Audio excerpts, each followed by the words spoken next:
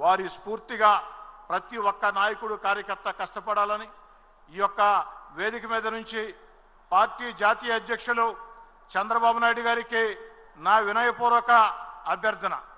చంద్రబాబు నాయుడు గారు, మీరు టార్గెట్ 29 ఇచ్చారు, 2029 టార్గెట్. మేము సిద్ధం టార్గెట్కి.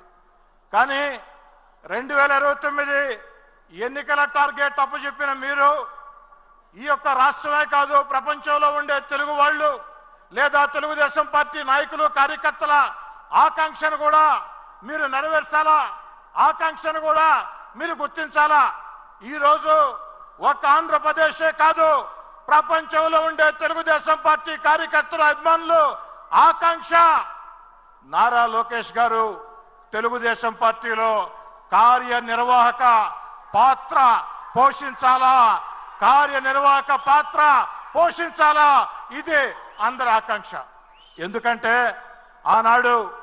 ఆనాటి పాలకుల దుర్మార్గాలకి రాష్ట్రమే భయపడిన రోజుల్లో, దేశమే ఘోరంగా ఇంత భయంకరంగా ఆంధ్రప్రదేశ్ ఉండే రోజుల్లో ఒక వ్యక్తి మాట తప్పకుండా, మడమ తిప్పకుండా నిర్బంధాలు, నిషేధాజ్ఞలు, లాఠీలు, తుపాకులు, రౌడీజం దేన్ని లెక్క చేయకుండా నేనున్నా మీకోసమని యువగళం పాదయాత్రతో తెలుగుదేశం పార్టీ కార్యకర్తల భుజం తట్టి వీధుల్లోకి తీసుకొని వచ్చి ప్రజలకి ఒక భరోసా ఇచ్చాడు.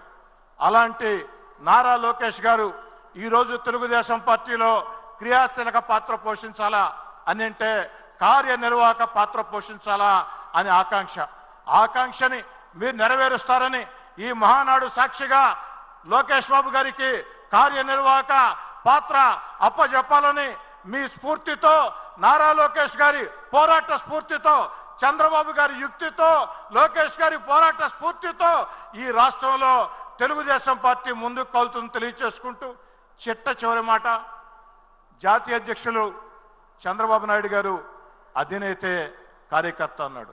నిజం, అధినేతే కార్యకర్త.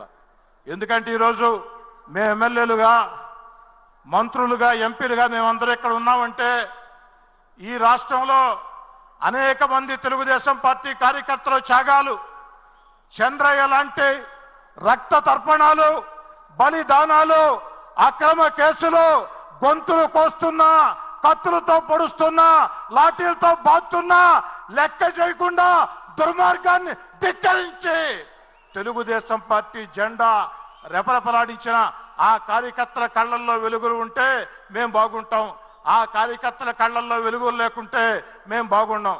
కాబట్టి చంద్రబాబు గారు అధినేతే కార్యకర్త సూక్తిని నరాన వంట పట్టించుకొని ముందుకు సాగుతామని తెలియచేస్తూ మీ అందరి వద్ద సాదరంగా సవినయంగా సెలవు తీసుకుంటాం.